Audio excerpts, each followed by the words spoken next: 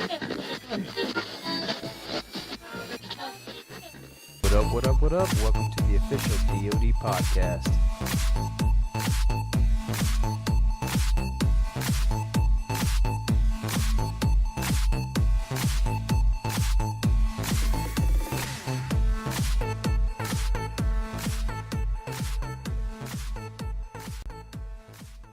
Hello world, Hambone here with Nolxero, What up? bringing you some Call of Duty Advanced Warfare footage, along with our first impressions and honest review of this game. So sit back, relax, and enjoy the ride. Let's get it. Okay, so first things first, we're looking at some footage of you playing Uplink, which is one of the new game types in Advanced Warfare. So I was wondering, are there any other new game types, or is this it? From what they have a momentum, which is kind of like battlefields, going back and forth on the map and capturing large territories. Except I think in Battlefield it goes one way only.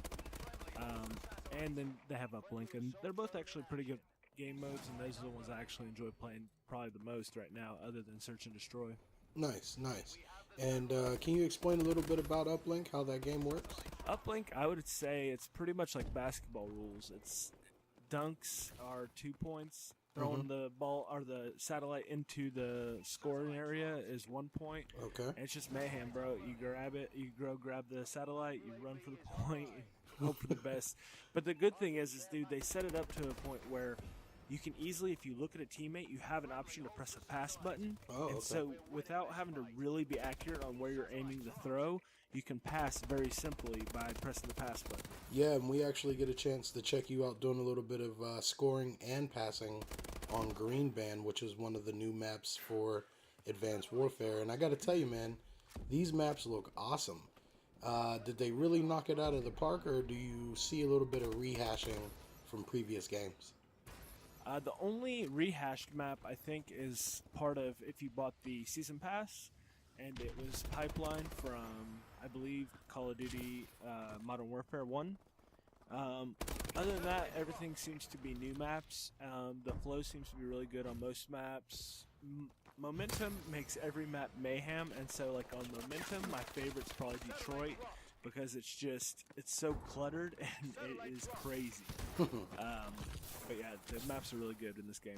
Yeah, it definitely sounds like things can get a little bit chaotic at times, but one of the added features that was supposed to be prevalent in this game was verticality, being able to go places that you have not been able to get to before in a traditional Call of Duty game.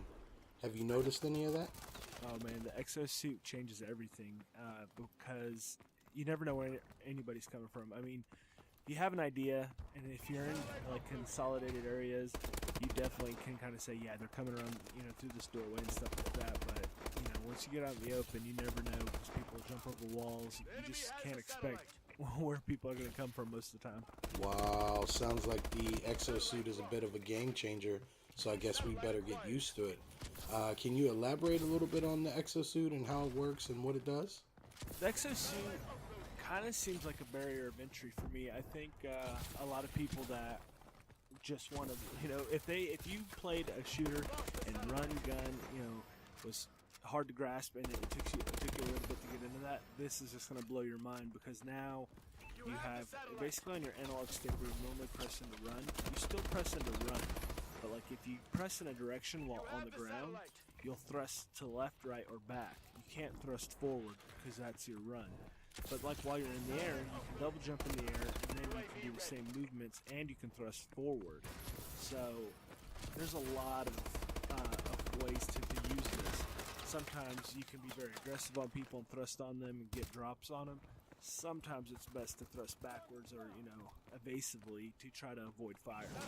So have you noticed that it's harder to kill people with the inclusion of the exosuit, or is it business as usual? At first, I think it's really hard to kill people when they're thrusting, because it seems like you can't kill them when they're thrusting. It gets really annoying when you first start playing, but sooner or later it's business as usual. You get used to leading your shot, you get used to doing these things that you need to with the thrust ability being there. Right, that makes sense. So it seems like these are just some things that we're going to have to acclimate ourselves to As time goes on and as we become more familiar with the mechanics, I'm sure everybody will be thrusting all over the place. But as we know, with every release of a game, the developer strives to change the face of gaming. So how has this Call of Duty differentiated itself from previous Call of Duties? Well, the exosuit, like I said, changes everything. It really doesn't feel like Call of Duty in a lot of ways. I mean, once you play it, like I've played it enough now where I'm like, okay, it is Call of Duty. But like the first like 2 or 3 days, I was like, dude, this doesn't even feel like Call of Duty. So at the end of the day, it ends up feeling like Call of Duty. But the exosuits are fun. They break it up. But then I don't know that it's changed much. I mean, I just don't feel like it's too big of a jump. You know what I'm saying? Like I don't see the series using this as a staple. I don't see Treyarch using it. I mean, maybe they will, but I seriously doubt it. I don't. Maybe Infinity Ward will. Seriously doubt it. I think this is gonna be Sledgehammer's thing, and I don't know. It's cool. I don't think it's gonna be so well received that they can't go back to the regular Call of Duty. Right, that makes sense. So I guess we'll just have to wait and see if this game has the staying power to be a game we all want to play a year from now. But in the meantime, there are still a ton of people on the fence about this game. Not sure if it's for them, including myself. So I want to put 1 minute on the clock, and I want you to give us your best sales pitch as to why we need this game. Are you ready? Yep. Let's do it. Alright, so 60 seconds. We got a great campaign. I played through the campaign. It's a really good story.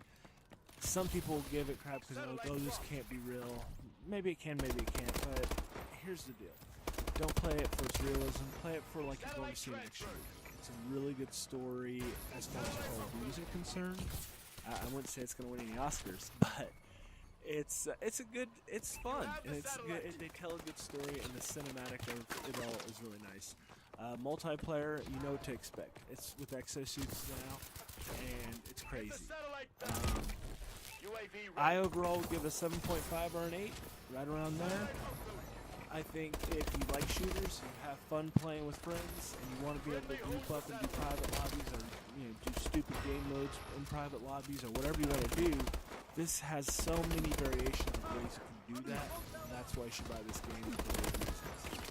Well, there you have it, folks. Nolxero gives it his official seal of approval.